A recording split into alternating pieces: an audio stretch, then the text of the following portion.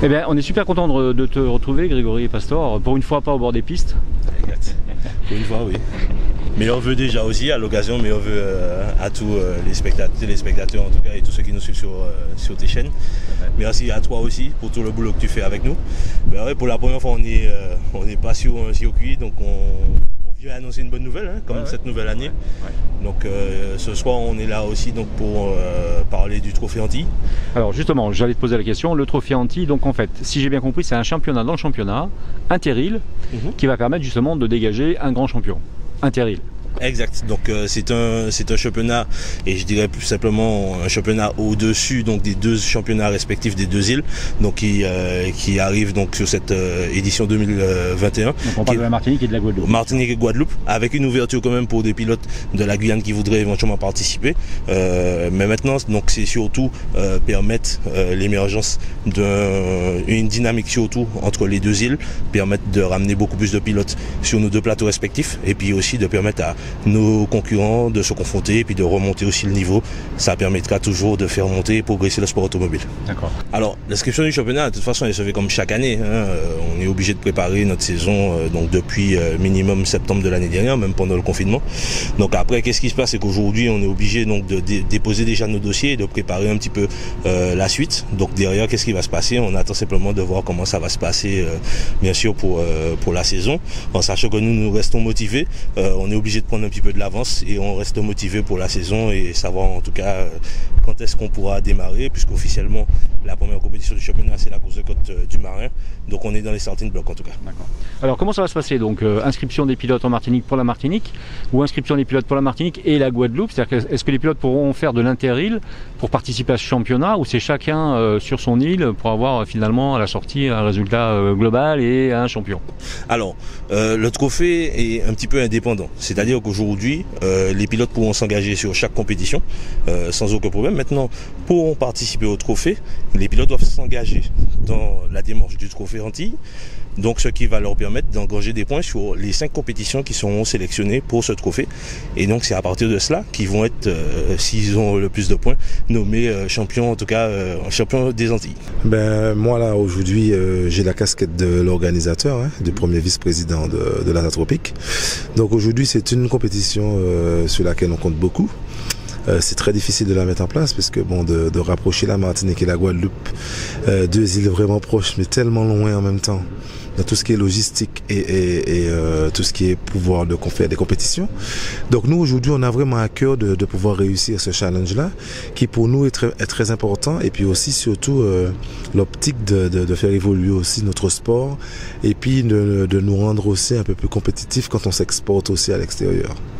L'idée première, c'est de vraiment remettre tout le monde sur la route dans un premier temps, et puis aussi de donner la possibilité à tous ceux qui sont autour et qui veulent accéder à ce sport de le faire. Donc ça augmente aussi le nombre des compétitions, et ça permet aussi à des personnes qui ne pensaient pas ça possible de voir que ça peut exister. Alors est-ce qu'on peut être organisateur et pilote dans la compétition? Ben non, mais apparemment oui, puisque ça va être mon cas. Donc moi aujourd'hui nous sommes dans les préparatifs, donc je suis à fond dedans, hein, je suis à fond dans tout ce qui est préparatif. Mais une fois qu'on sera au niveau de la compétition et que je serai dans ma voiture, je serai casqué, ben là ce sera l'étiquette du pilote, et bon, mais l'organisateur ce sera pour après quoi. Alors on a vu tout à l'heure qu'avec Grégory que je veux dire, la compétition s'inscrivait dans le temps. Donc l'objectif c'est vraiment de l'instaurer et de faire en sorte qu'elle soit pérenne. Absolument, absolument. L'idée c'est vraiment de faire ça et puis aussi de la développer. Pourquoi pas aller plus loin, hein. La Caraïbe, il y a pas mal d'îles où il y a des passionnés de notre sport. Et puis aussi, pourquoi pas créer des petites options, des challenges pour les jeunes, des choses comme ça. Il y a plein d'options, mais il faut vraiment qu'on commence par le point 0, qui est celui qu'on est aujourd'hui, passer à 1, 2, 3 et monter les marches les unes après les autres. Eh bien, Monsieur le Président, on est heureux de vous accueillir en Martinique déjà. Et donc on a bien compris que ce trophée 2021 était une opération relativement importante, interîle bien sûr, entre la Martinique et la Guadeloupe. Donc parlez-nous un petit peu de l'organisation, parlez-nous un petit peu de vos motivations finalement, et un petit peu aussi de comment ça va se passer finalement aussi. Hein. Bon, la motivation elle est partie déjà d'il y a quelques années, hein. Déjà avec Grégory et Xavier, on avait déjà commencé à œuvrer en essayant d'harmoniser les calendriers pour permettre aux pilotes de la Guadeloupe et de la Martinique de pouvoir faire des échanges inter-îles. Donc c'était ça la première priorité. Et durant le Covid, on s'est réunis et on a décidé de trouver une solution pour permettre aux deux îles de faire vivre le sport automobile. Donc de créer plus d'échanges, plus de confrontations pour permettre à nos pilotes de briller à travers les îles des Antilles. Ça, on va essayer de faire ressortir des champions dans nos deux îles. Voilà. Okay. Alors, est-ce qu'il y aura une confrontation donc avec les pilotes entre les deux îles? C'est-à-dire, est-ce qu'il y a un échange, une connectivité entre les deux îles? Est-ce que les pilotes vont venir en Martinique ou aller en Guadeloupe pour justement se combattre sur d'autres secteurs ou d'autres routes? Alors justement, tout l'intérêt de l'épreuve, c'est que les pilotes de la Guadeloupe pourront courir sur des épreuves en Martinique et les pilotes de la Martinique vont aussi courir sur des épreuves de la Guadeloupe. Donc l'enjeu pour les ASA, c'est de trouver des partenariats qui permettront d'abaisser les coûts de transport, d'hébergement et frais de bouche en général pour l'ensemble des équipages qui voudront participer à ce challenge. Effectivement, on a un accord avec une compagnie bien spécifique que vous connaissez tous très bien. Donc on a déjà un accord avec elle et là on va travailler sur le transport maritime et puis l'hébergement et les locations de voitures pour permettre aux pilotes de bénéficier d'un package à un tarif intéressant. Alors est-ce que c'est pas aussi un moyen, ce challenge, d'intéresser un peu plus les jeunes et voir de provoquer des envies de partir sur les courses, de faire des achats de voitures et de se lancer dans la compétition? Alors l'ambition elle est multiple. On dirait qu'il y a un intérêt qui est économique aussi, puisqu'on veut aussi à travers le développement du sport automobile montrer le poids économique que peut représenter le sport automobile aux Antilles. Donc on sait que les Antillais particulièrement aiment la voiture, donc on veut le faire revivre nous à travers la compétition automobile. Donc les échanges inter-îles permettront de faire vivre des compagnies maritimes, des compagnies aériennes, les hébergeurs, la location de voitures, tout ce qui est restauration et autres. Et on veut faire finalement de nos destinations Antilles, donc Guadeloupe et Martinique, on veut en faire des destinations touristiques aussi, un tourisme finalement automobile, pourquoi pas. D'accord.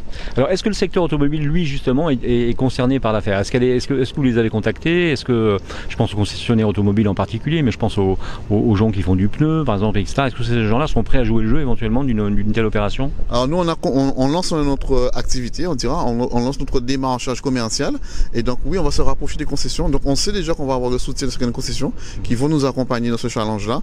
L'intérêt, c'est qu'on puisse se regrouper l'ensemble des concessions autour de nous pour faire d'une force ce sport automobile qui nous a tant porté, qui a tant fait briller certains d'entre nous. On s'en rappellera de Simon Jean-Joseph, de Max Bervy chez nous aux Antilles, de Christian Bourreau, et voilà. Tout à fait. Donc les légendes, on va dire, vivantes.